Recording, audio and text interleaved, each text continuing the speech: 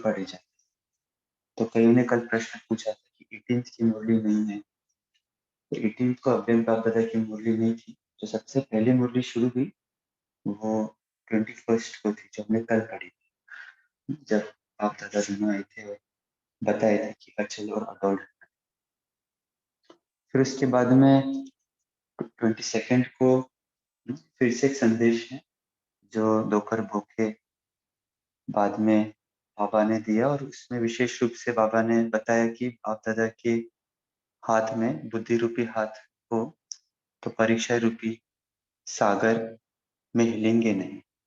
तो ये इस संदेश का क्रक्स था 22nd को। अभी हम 23rd को जो बाबा की पधरामणी हुई थी वो वाणी आज पढ़ेंगे। 23rd first 69। 22nd का संदेश भी आपको ग्रुप में भेजा है, आपको समय मिलेगा तो आप जाकर पढ़ना।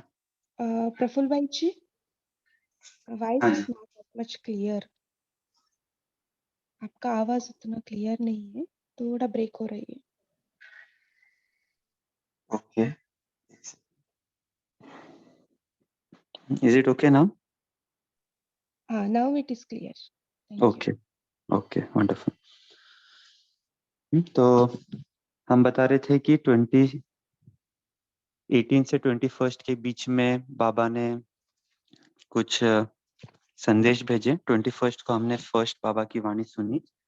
22nd को भी बाबा ने संदेश भेजा दोपहर को, और 23rd जो है बाबा की पधरामणी हुई। तो 23rd फर्स्ट 69 की वाणी हम पढ़ेंगे। तो वाणी का टाइटल है अस्थिया है स्थिति की स्मृति दिलाने वाली। तो इस मुरली की खास बात यह है कि इसमें केवल ब्रह्मा बाबा आए थे, शिव बाबा की पधरामणी नहीं हुई थी। ओके, तो जो भी नए भाई बहने हैं जिन्होंने इतना अव्यक्त मुरली का अभ्यास नहीं किया, एक दो बातें बताते हैं कि पहले का जो टाइम था 1969 के पहले, शिव बाबा ब्रह्मा बाबा के शरीर में आके वाणियां चलाते थे। कभी ब्रह्मा बाबा कभी शिव बाबा मिक्स भी होते, कभी शिव बाबा खुद ही चलाते। तो उस प्रकार बाप दादा की वाणी हम साकार ब्रह्मा द्वारा सुनते थे। अभी आप थोड़ा सा विजन बनाएं कि अचानक से किसी ने सोचा भी नहीं होगा, किसी ने भी, और अचानक से 18 तारीख को ब्रह्मा बाबा शरीर छोड़ देते हैं विदाउट एनी प्रायर इंटीमेशन। कुछ बच्चों को बताया नहीं था, हिंट्स नहीं पता थे किसी को, और उस समय बच्चों की स्थिति क्या होगी? सामने हर रोज ब्रह्मा बाबा को देखते हैं मुरली सुनाते हुए, और आज बाबा आज सामने देख रहे हैं कोई बहन बेटी। उस टाइम पे तो गुलजार दादी नहीं थे, उस टाइम पे तो छोटे थे वे। कोई बहन बेटी और उनके अंदर बाप दादा आए हैं, तो वो कैसे एक्सेप्ट होगा, कैसे डाइजेस्ट होगा? तो एक तो ये क्वेश्चन है जिसको बाबा ने इसमें हाईलाइट किया है। सेकंड पॉइंट बाबा ने बताया है इस मुरली के अंदर, बहुत जनों को उलाना था कि बाबा ठीक है, इट्स ओके, आप अव्यक्त होते हो, लेकिन आपने हमें बताया क्यों नहीं? एटलीस्ट आप पहले बताते कि भाई मैं अव्यक्त हो रहा हूँ, तो हम लोग मेंटली प्रिपेयर रहते। तो आप डायरेक्ट कैसे अव्यक्त हो? ये क्वेश्चन का बाबा ने एड्रेस किया है इस मुरली में। थर्ड बाबा ने बताया है कि ये जो, क्योंकि 21st को जब शरीर का अंतिम संस्कार हुआ, तो हम सब जानते हैं एक दिन बाद पश्चात उसके जो अस्थियां रहते हैं वो लेते हैं। तो बच्चों को बहुत सारे संकल्प चले कि अभी ब्रह्मा बाबा रहे नहीं रहे, केवल अस्थियां ही उनकी रह गई है। और ब्रह्मा बाबा ने तो वादा किया था कि हम साथ में सतयुग जाएंगे, तो वो वादा किधर गया? बाबा तो खुद ही चले गए, हम तो इधर ही रह गए। तो ये चीज बाबा ने तीसरी एड्रेस की है इस मुरली में। और चौथी बात है कि हमें एग्जैक्टली करना क्या है। इतने सारा हलचल है, इतना सारा प्रश्न चल रहा है, तो कुछ क्लैरिफिकेशन तो बाबा ने पिछले वाणी दिया था कि आपको मुरली वैसी ही पढ़नी है, दादी प्रकाश मणि का गाइडलाइंस लेना है। कुछ गाइडलाइंस बाबा ने इस मुरली में और इसके अगले मुरली में दिया है। तो ये विजन बनाकर हम इस मुरली को शुरू करेंगे ताकि हम लोग सभी एक ही पेज पे रहे। और ये मुरली जैसे 1969 में रिलेवेंट थी, उसी प्रकार 2017 के बाद में भी रिलेवेंट है, क्योंकि 2017 के बाद में भी बाबा का पार्ट चेंज हुआ है। पहले दादी के शरीर में आते थे, अभी बाबा उनके शरीर में नहीं आते। तो हो सकता है कईयों का संकल्प चलेगा कि अभी हम बाबा से कैसे मिलन मनाएंगे। कुछ भाई बहनों तो उस टाइम पे मिलन मनाया था। तो अव्यक्त मिलन क्या होता है, उसके बारे में भी बाबा ने यहाँ पर परिभाषा दी है हमें। तो इस बैकग्राउंड के साथ इस मुरली को हम सभी पढ़ना शुरू करते हैं। तो सभी अटेंशन देना। अस्थिया है स्थिति की स्मृति दिलाने वाली। आज मैं, अच्छा अभी यहाँ पे जैसे हमने बताया केवल ब्रह्मा बाबा मुरली चला रहे हैं, शिव बाबा नहीं आए हैं ना। तो बाबा कह रहे आज मैं आप सभी बच्चों से अव्यक्त रूप में मिलने आया हूँ। जो मेरे बच्चे अव्यक्त रूप में स्थित होंगे वही इसको समझ सकेंगे। Very important. अगर हम अव्यक्त स्थिति हमारी है तो ही हम समझ सकेंगे कि ये बाप दादा के महावाक्य है। आप सभी बच्चे अव्यक्त रूप में स्थित हो, आप सभी बच्चे अव्यक्त रूप में स्थित हो। किसको देख रहे हो, व्यक्त रूप में या अव्यक्त रूप में? आप व्यक्त रूप में हो या अव्यक्त रूप में? तो अभी हम सभी जूम कॉल में जुड़े हैं, तो ऐसा नहीं समझो कि प्रफुल्ल भाई मुरली पढ़ रहे हैं या कोई भाई या बहन पढ़ रहा है। हमारी स्थिति क्या है? हम बाप दादा से सुन रहे हैं, बाबा से सुन रहे हैं या किसी देहधारी से सुन रहे हैं? तो वो कैसे पता चलेगा हमारी स्थिति व्यक्त रूप में है या अव्यक्त रूप में? व्यक्त मीन्स फिजिकल, ये शब्द थोड़े यहाँ पर हम सुनते हैं, और अव्यक्त मतलब स्पिरिचुअल, जो फिजिकल से परे है। परमात्मा को फिजिकल रूप में तो हम देख नहीं सकते हैं। तो जब भी स्पिरिचुअल या अलौकिक इस तरीके से बाबा को कहना होता है तो अव्यक्त शब्द का इस्तेमाल करते हैं। अगर व्यक्त में देखेंगे तो बाप को नहीं देख सकेंगे। आज अव्यक्त वतन से मुलाकात करने आया हूँ। अव्यक्त वतन हम सब जानते हैं, ब्रह्मा बाबा ने पुनः जन्म नहीं लिया है। जैसे उनका पाठ कंप्लीट हुआ तो वह अव्यक्त वतन में चले गए, जो सूक्ष्म वतन परम धाम और हमारे साकार दुनिया के बीच में है। अव्यक्त वतन में आवाज नहीं, परंतु यह आवाज में आया हूँ। आप सभी बच्चों के अंदर मैं कौन सा संकल्प आप सभी बच्चों के अंदर में कौन सा संकल्प चल रहा है? अभी यह अव्यक्त मुलाकात है। जैसे कल्प पहले मिलन बच्चों से रूह रुहान चल रही है। रूह रुहान करने मीठे मीठे बाबा ने आप सभी बच्चों से मिलने भेजा है।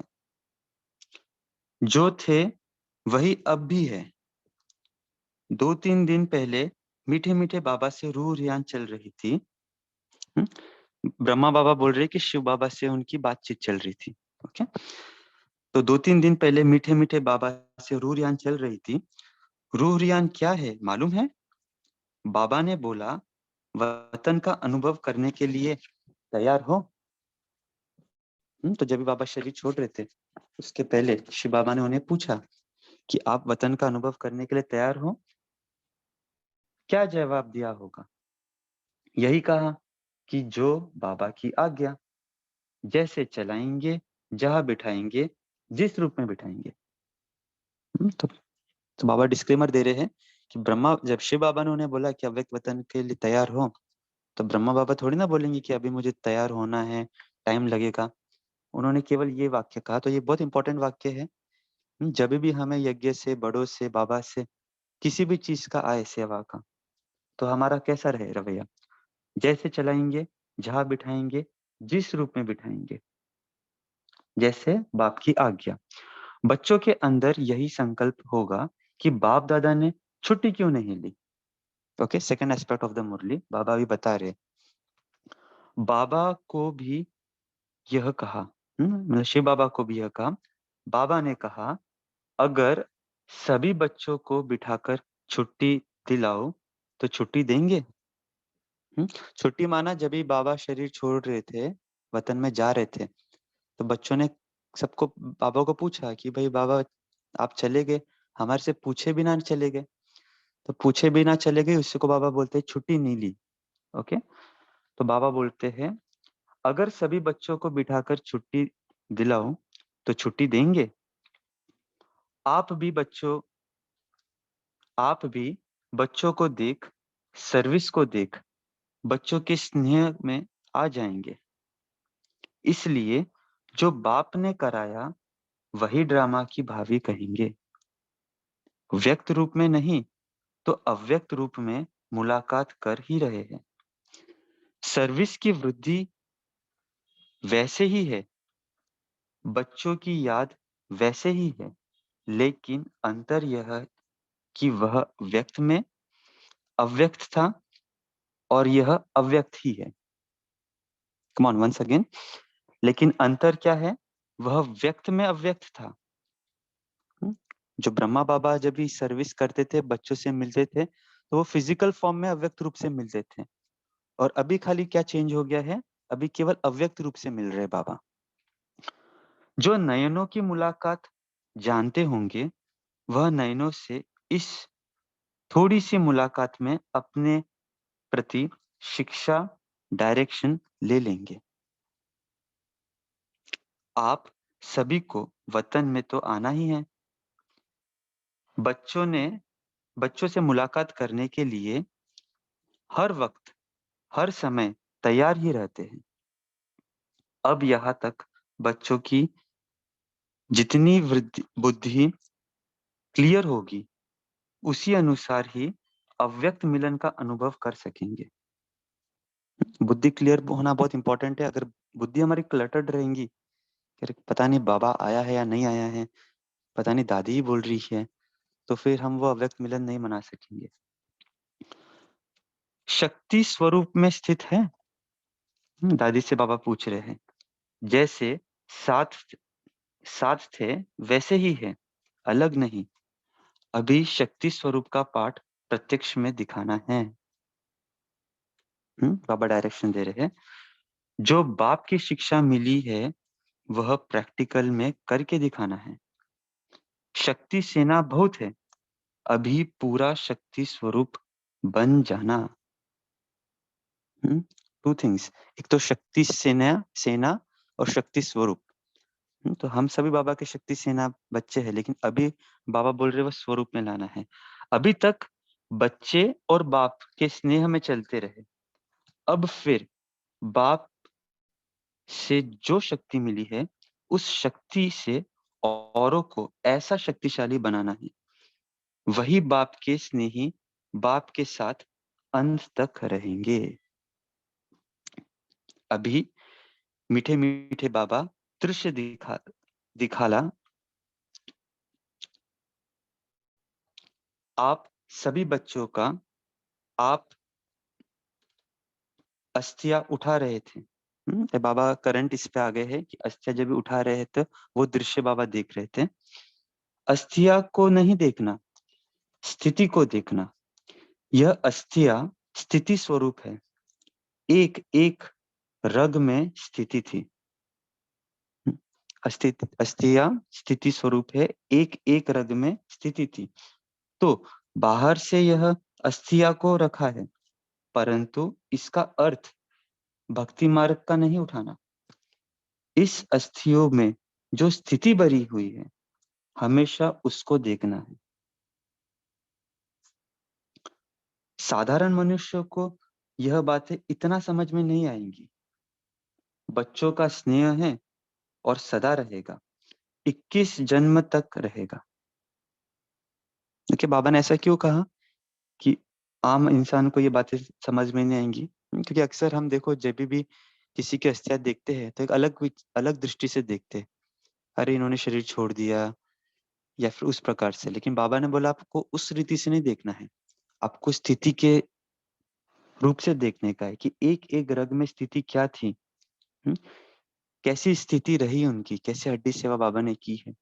तो उस स्थिति से अगर हम देखेंगे तो हम उससे बहुत चीज सीखेंगे।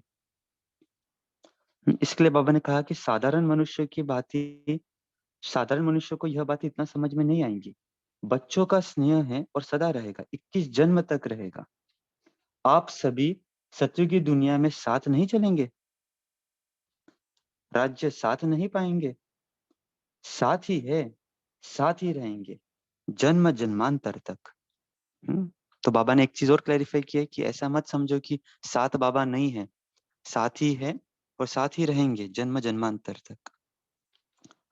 कभी भी ऐसा नहीं समझना बाप है दादा नहीं, या दादा है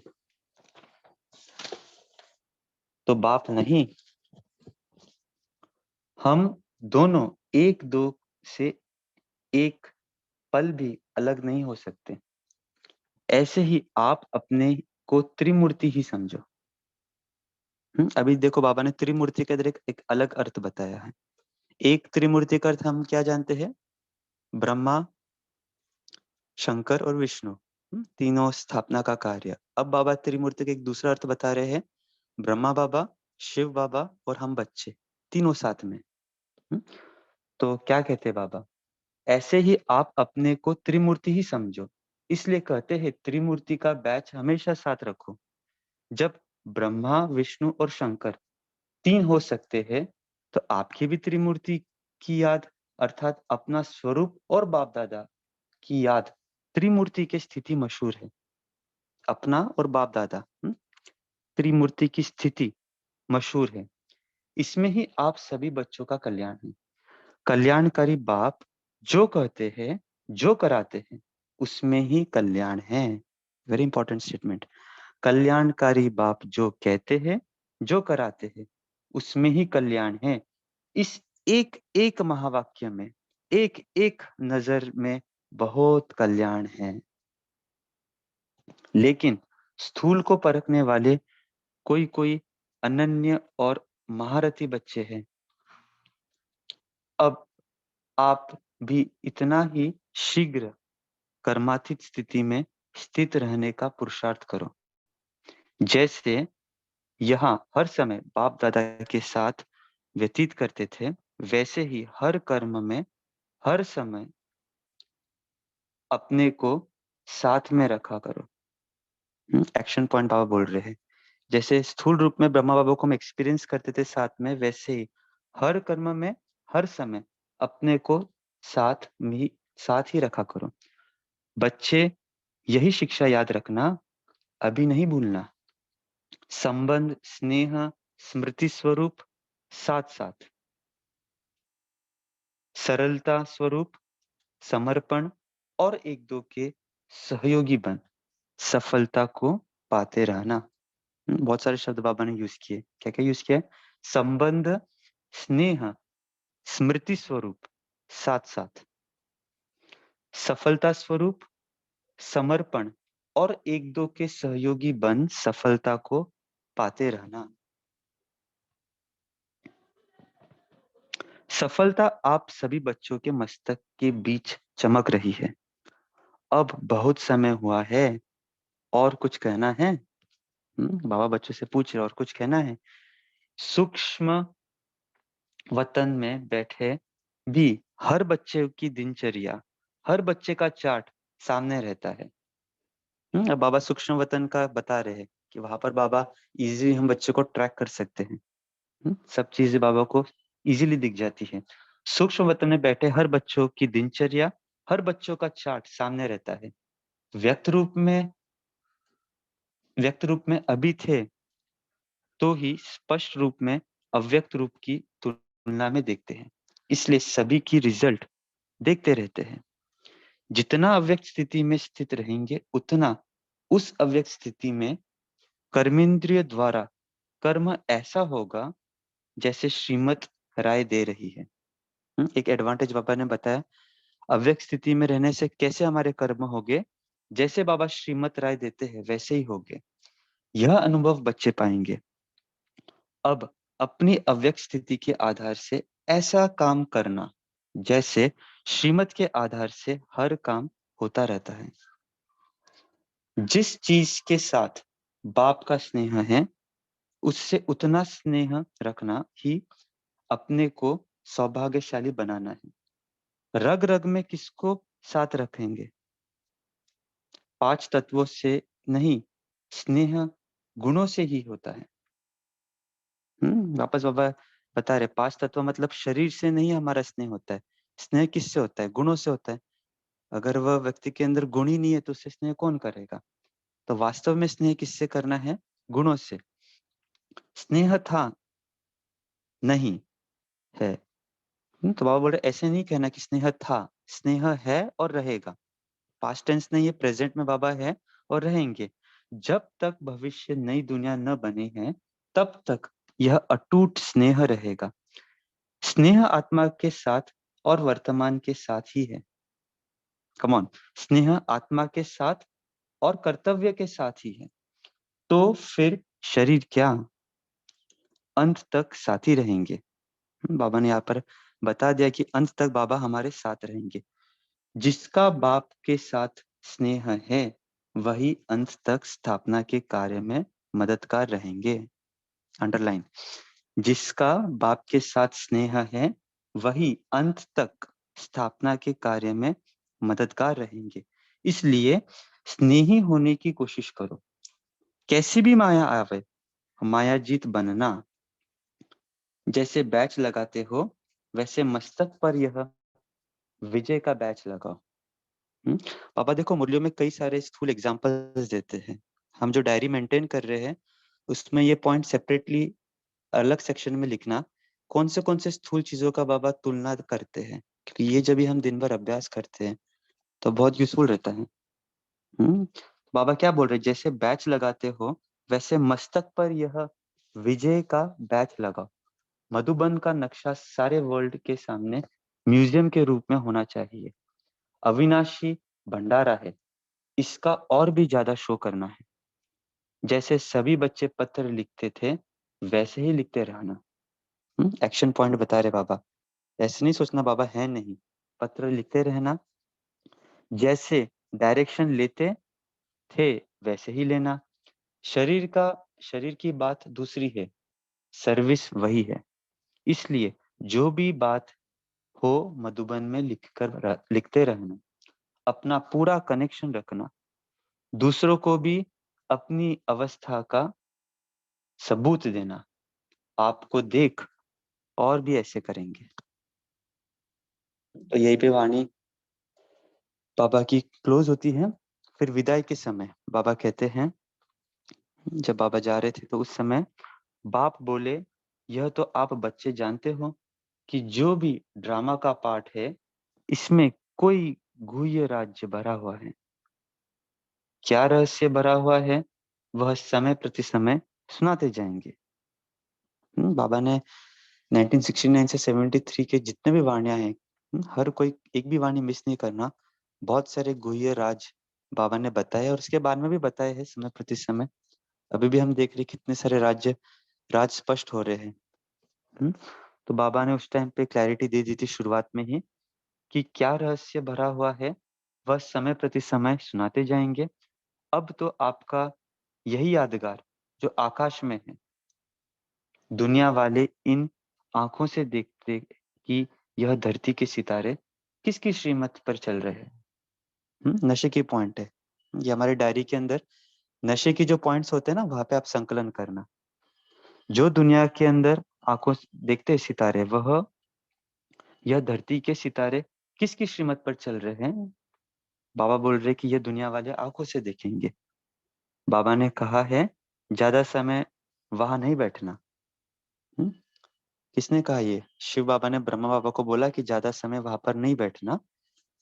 तो यह कह के ब्रह्मा बाबा ने फिर बच्चों से विदाई ली।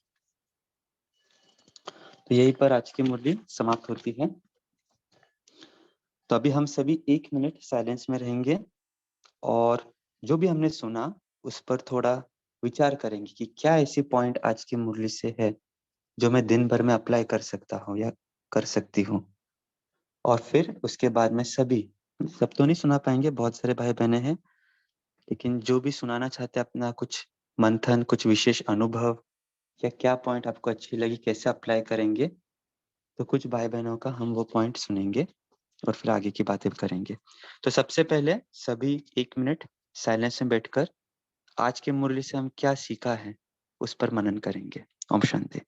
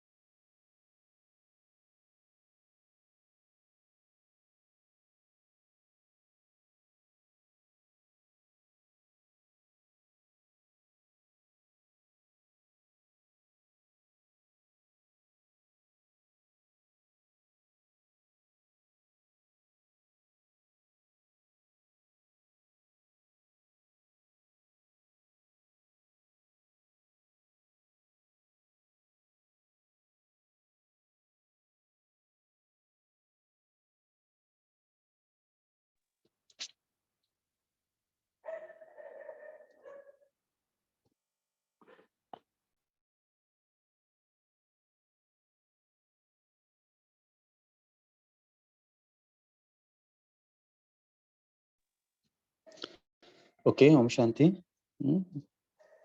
तो जो भी पॉइंट सुनाना चाहते हैं हैंड रेज कीजिए। विशेष रूप से हम चाहेंगे जो नए भाई बहने हैं जो सीजन 2 में जुड़े, आप कुछ अपना मंथन जरूर शेयर करिए। शुरुआत करते हैं। मान्या अग्रवाल जी, आप बताइए।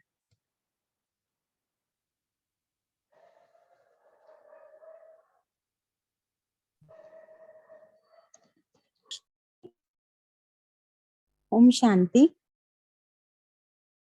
हाँ जी। ओम शांति जी। बाबा ने बोला कि बच्चों को हर कर्म में बाप को साथ रखना है, जैसे कि बाबा से संबंध, स्नेह, और उस टाइम पे अपने स्मृति स्वरूप में कि मैं सरलता का स्वरूप हूँ, और समर्पण भाव, मतलब बाबा के साथ संबंध बनाते हुए, जैसे आज शनिवार है तो सैटरडे है तो मैं साजन का संबंध बना के बाबा के साथ हर कार्य कर सकती हूँ, बाबा को भी सहयोगी बना सकती हूँ और खुद भी दूसरों के साथ सहयोगी बन के अपने हर कार्य में सफलता पा सकती हूँ।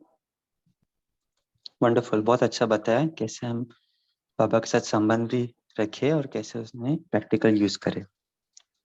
शशि बहन जी। ओम शांति। ये बहुत अच्छा पॉइंट लगा कि जो हमें स्नेह है वह शरीर से नहीं करना है, उनके गुणों से करना है। ऐसे नहीं कहना कि पहले स्नेह था अब नहीं है, और स्नेह है और स्नेह रहेगा, जिसका अंत तक बाप स्थापना में हमारे कार्य में मददगार रहेगी। और एक बड़ी अच्छी ये बात है कि जो हम बैच लगाते हैं वैसे ही हमें मस्तक पर विजय का बैच हमेशा लगा के रखना है। Thank you. ओम शांति जी, बहुत अच्छा। ये जो पहली पॉइंट आपने बताई प्रैक्टिकल में भी हमें यूज करनी है। ये तो केवल ब्रह्मा बाबा के लिए थी, लेकिन जैसे मान लीजिए हमारे परिवार में भी किसने शरीर छोड़ दिया या कोई हमारा बहुत क्लोज था, होता है ना कई बार, तो कभी कभी दुख का एहसास होता है, लेकिन बाबा क्या बोलते हैं, जो ये पॉइंट आपने बताई कि शरीर से थोड़ी ना हमारा स्नेह होता है, गुणों से होता है, तो व्यक्ति की क्या विशेषता थी और हम क्या धारण कर सकते हैं। तो जब हम वो सोचेंगे तो हमें उसकी कमी नहीं लगेंगी, हमारा उनका जाना भी हमें लगेगा कि नहीं, उनके अंदर ये विशेषता थी, उन्हें हम देखेंगे। और दूसरी पॉइंट भी आपने बहुत अच्छी बताई, प्रैक्टिकल रूप से है ना, ये विजन बना सकते हैं हम सभी कि हमारे मस्तक पर कौन सा बैच लगा है शशि बहन जी? विजय का। यस। कभी भी कोई कार्य आज शुरू करेंगे हम सभी ये अनुभव करना, जैसे हम बैच शरीर पे लगाते हैं ना, पॉकेट पे या ऊपर साड़ी पे, घर पर भी, तो वो वैसा बैच ऊपर लगा है, उस पर लगा है सफल भव। तो ये विजन आज हम सभी योग के अंदर भी लगा करेंगे। वंडरफुल। नमिता हमारे बहन जी। में भाई जी, अगर हमारे में ये गुण होंगे तो ये जो लोग देखेंगे कि कहेंगे कि ये धरती पे कौन से सितारे चल रहे हैं, किसके बच्चे चल रहे हैं। जी जी जी। Thank you. सभी एक एक पॉइंट ही शेयर करेंगे। नमिता बहन जी भी आप सुनाए। ओम शांति भाई जी। आज बाबा ने कहा कि संबंध, स्नेह, स्मृति स्वरूप, साथ साथ सरलता स्वरूप और समर्पण, और एक दो को सहयोगी बन सफलता को भी पाना है। बाबा ने सिर्फ स्नेह के स्वरूप नहीं बोला, फिर स्मृति स्वरूप बनने के लिए बाबा ने बोला। कैसे करेंगे प्रैक्टिकल में? मुरली के पॉइंट्स नहीं पढ़ने, हमें प्रैक्टिकल कैसे आप यूज करेंगे वो भी बताना है। कोई भी एक उदाहरण दे बहन जी।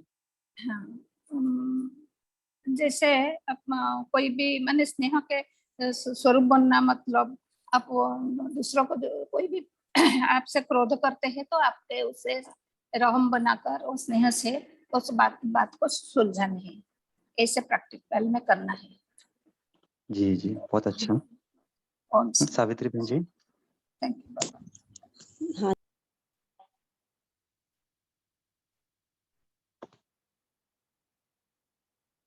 हाँ सावित्री बहन जी अनम्यूट करना होगा जी। अब होगा।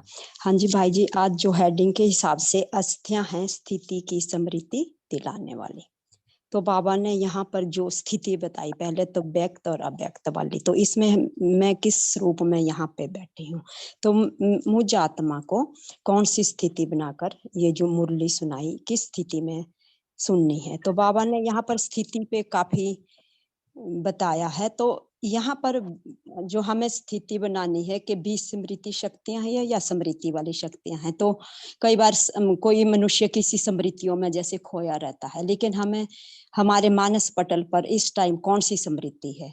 तो बाबा ने स्मृति के लिए मुझ आत्मा को ये टचिंग हुई कि स्मृति मन की स्थिति का निर्माण करती है। स्मृति, यदि कोई अपनी स्थिति को महान बनाना चाहे तो उसे स्मृतियों को महान बनाना पड़ेगा। बहुत अच्छा। अगर हाँ जी, तो यहाँ पर बाबा ने यहाँ जो आगे जो अस्थियों का भी बताया कि स्थिति को देखना है, तो स्थिति कौन सी देखनी है, तो एक एक रग में स्थिति, बाबा ने बोला एक एक रग में स्थिति थी। तो इस स्थिति में कौन सी स्थिति, कौन सी रग बताई बाबा ने, तो ये जो हमारी जो अव्यक्त स्थिति होती है, जो हमारी आत्मा की स्थिति होती है, इसमें हमने एक एक पॉइंट में, एक एक में जो बाबा ने आज स्नेह के बारे में या मिलन के बारे में, तो ये स्थिति बनाकर अगर हम रखेंगे तो हम मुरली को भी अच्छे से ग्रहण कर सकेंगे। और जैसे बाबा ने बोला कि साथ साथ, और किसके साथ रहकर ये स्मृति बनानी है। ओम शांति जी। समिष्ठा बहन जी, ओम शांति। बाबा ने आज कहा कि बुद्धि क्लियर होगी तो उसी अनुसार अव्यक्त मिलन का अनुभव करेंगे, क्योंकि बाबा बच्चों की मुलाकात करने के लिए हर वक्त हर समय तैयार ही रहते हैं। बुद्धि क्लियर करेंगे मतलब बाहर का, मतलब जैसे हम कुछ अनाप शनाप देखते हैं या किसी का बातें हम चित्त पर रखते हैं, तो उसी को बुद्धि क्लियर नहीं कहेंगे। तो जितना हम इसे, चाहे साकार मुरली हो चाहे अव्यक्त मुरली हो, जिसका उसी में हम रमण करते रहेंगे, उतना ही हमारा बुद्धि साफ होता जाएगा और हमें थोड़ा क्लियर भी विजन हो पाएगा। आई थिंक यही है। बहुत अच्छे पॉइंट है। जैसे हम साकार मुरली भी सुनने जाते हैं सेवा केंद्र पे, मुरली के पहले एक गीत बजता है, उस समय एक झाड़ू ले ले, सूल रूपी झाड़ू नहीं, एक विजन बना ले और सभी संकल्प को कहे कि संकल्प जो भी अभी चीज है आप बाद में आना, 1 घंटा भी हम बाबा के साथ बिताने वाले हैं। बाबा के साथ बाबा को क्लीन बुद्धि, क्लियर बुद्धि अच्छी लगती है, तो ऐसे करके सभी संकल्प को विदाई दे देना और फिर देखना कि मुरली बहुत अच्छे से ग्रहण होगी और बाबा के साथ मिलन भी बहुत अच्छा होगा। तो ये विधि, ये टूल बाबा ने आज बताया। थैंक यू बहन जी। Thank you. उमा बहन जी। ओम शांति भाई जी। मैं बाबा की मुरली से एक पॉइंट बताना चाहूंगी कि बाबा ने बोला है कि अभी तक क्या था कि बच्चे और बाप ये हम स्नेह में चलते रहे, लेकिन अब वो समय आ गया है कि बाप से हमें जो भी शक्तियां मिली हैं तो उन शक्तियों को हम स्वयं तो शक्तिशाली बने ही उन शक्तियों से, लेकिन साथ साथ हमें सभी को शक्तिशाली बनाना है। तो जो ऐसा शक्तिशाली बनेगा वो बाबा के साथ अंत तक रहेंगे, उनको कभी कोई डगमग नहीं कर सकता। और एक बैच के लिए जो बाबा ने बोला था कि मस्तक पे अपनी सफलता की चमक को देखना है, और इस मुरली में बाबा ने 2 बैच बताए। एक तो त्रिमूर्ति का बैच कि मैं और बाबा और दादा हम तीनों कंबाइंड है, और साथ साथ हमारे मस्तक पर विजय का बैच भी लगा हो। तो सफलता की चमक भी मेरे मस्तक पे है, मैं सफलता स्वरूप आत्मा हूँ और साथ साथ विजयी रतन आत्मा भी हूँ। ओम शांति भाई जी। वंडरफुल। दीक्षिता बहन जी। हाँ जी, ओम शांति जी। जैसे आपने बताया भाई जी कि अस्थियां हैं स्थिति की स्मृति दिलाने वाली, ये इसमें शिव बाबा नहीं आए हैं, सिर्फ ब्रह्मा बाबा हैं। वैसे ही भाई जी ये जो पहली वाली मुरली है उसमें सिर्फ शिव बाबा आए हैं और उसमें ब्रह्मा बाबा नहीं आए हैं, क्योंकि बाबा पूरी मुरली चला के लास्ट में एक लाइन कहा ना कि अगर आज आ जाता तो बच्चे आंसू बहा देते। मतलब इसमें बाबा शिव बाबा ने क्लियर किया है, आज ब्रह्मा बाबा नहीं आए, सिर्फ शिव बाबा आके मुरली चलाए हैं। नहीं तो अगर ब्रह्मा बाबा भी आ जाते तो बच्चे आंसू बहा देते। तो जब आपने ये दूसरा मुरली क्लियर किया तब हमको लगा कि हम पहले वाले मुरली के बारे में भी गौर करें कि ये भी सिर्फ शिव बाबा ने चला, इसमें ब्रह्मा बाबा नहीं। जी, आज की मुरली से आप क्या पॉइंट लोगे दीक्षिता बहन जी? प्रैक्टिकल कौन से पॉइंट अप्लाई करेंगे? आज अव्यक्त स्थिति में जितना हम रहेंगे उतना ही हम बाबा को अव्यक्त में मिलन कर सकेंगे, उतना ही हम बुद्धि की लाइन क्लियर रख सकेंगे, क्योंकि यहाँ तो व्यक्त का कोई बात है ही, रही नहीं गई अब। जैसे बाबा अव्यक्त स्थिति अव्यक्त में है, कैसे रहेंगे, एक एग्जांपल बताओ। अव्यक्त स्थिति में जैसे रहना मतलब क्या? अव्यक्त स्थिति मतलब जैसे देह और देह से संबंधित जो भी विचार है, जो भी संबंध संपर्क है, उनको सबको अलौकिकता में अव्यक्त में कन्वर्ट करते जाना। जैसे आत्मिक स्वरूप में सबको देखते जाना, आत्मिक गुणों के रूप में सबको देखते जाना, उनके अवगुण है तो भी उनमें जैसे गुण विशेषता देखते जाना, जैसे हर चीज में पॉजिटिविटी देखते जाना।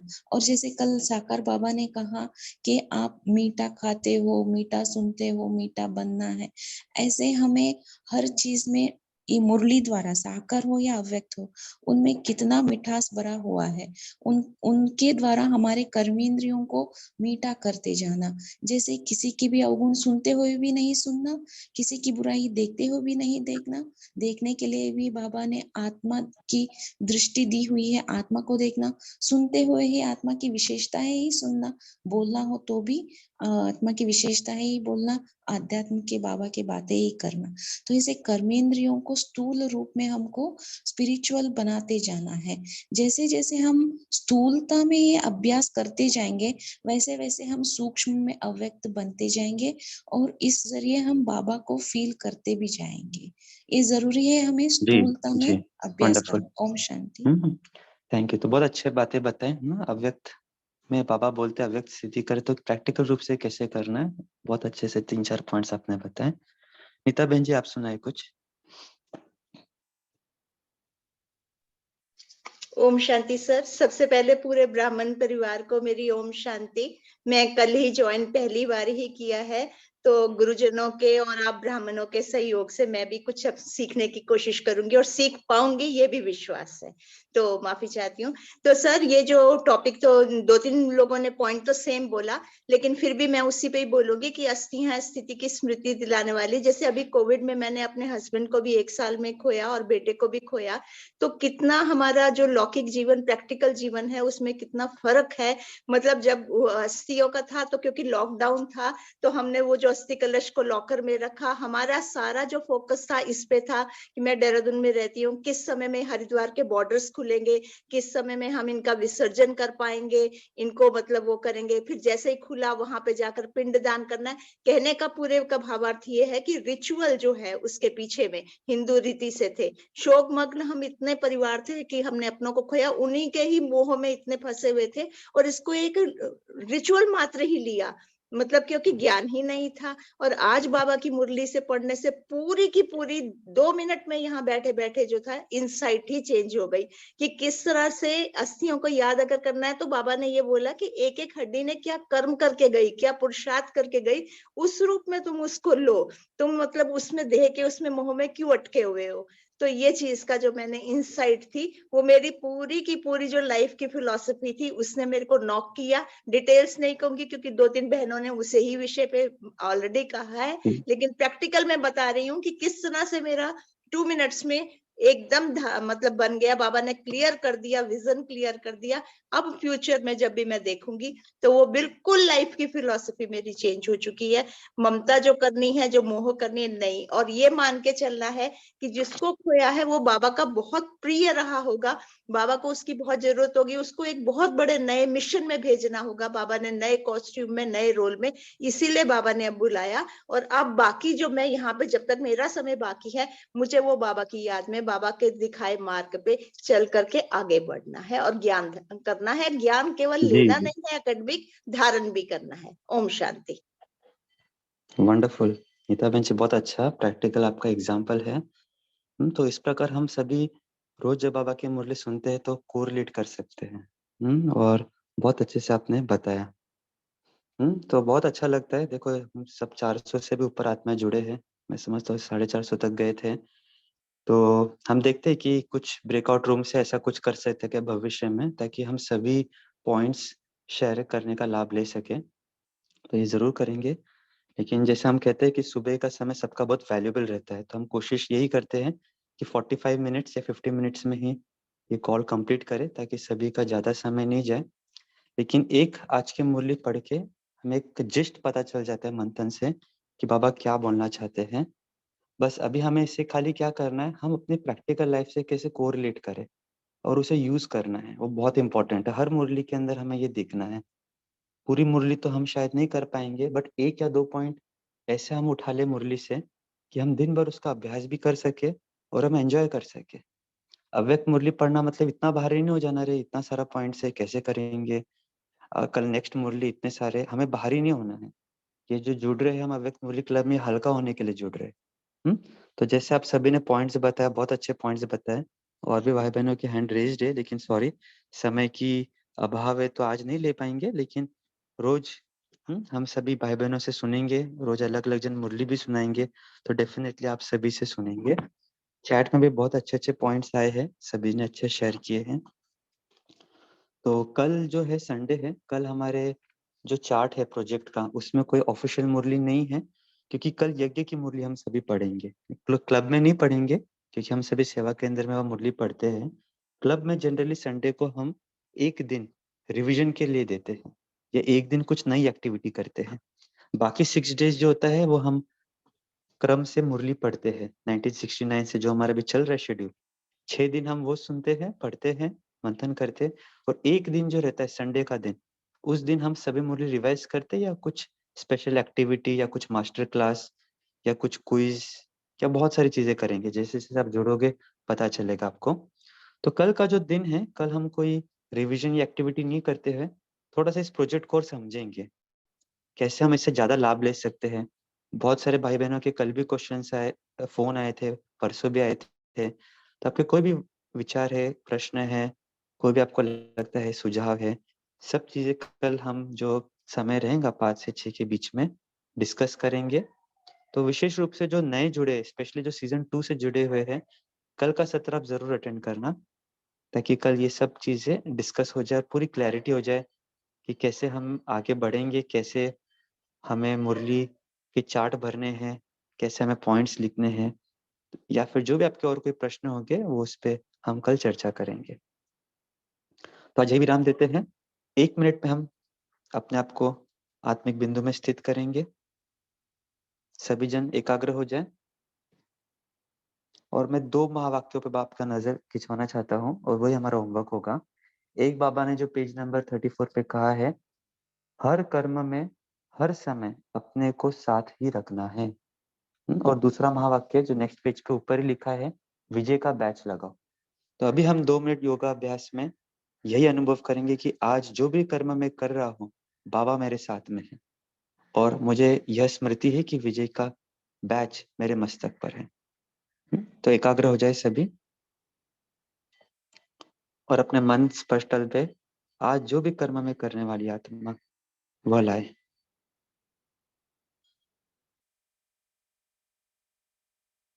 और अनुभव करें कि ब्रह्मा बाबा अव्यक्त रूप से अपना हाथ मुझ आत्मा के हाथ में दे रहा है।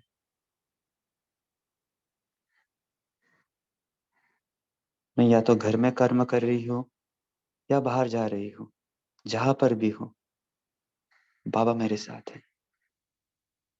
मैं अनुभव कर रही हूँ कि Baba as a companion, as a मित्र, जो भी संबंध आपको पसंद है, उस संबंध में बाबा मेरे साथ है। और मेरे मस्तक पर यह बैच लगा हुआ है, विजयी भव। हर कर्म में जो भी मुझे देखता है, वह यही अनुभव कर रहा है कि यह आत्मा तो हमेशा विजयी है, हर कर्म में से सक्सेस है।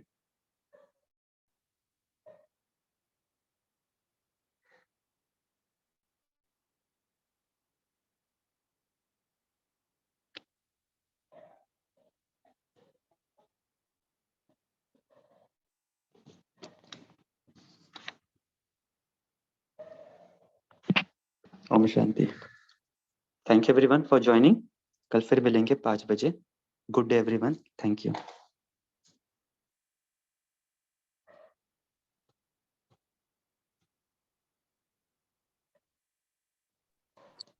ओम शांति, शुक्रिया Baba. Thank you everyone. Have a good day. ओम शांति, good morning to all, have a nice day.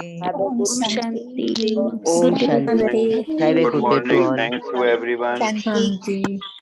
ओम शांति। Happy Diwali. Have a nice day. सब आत्माओं का गुरु शांति। जी ने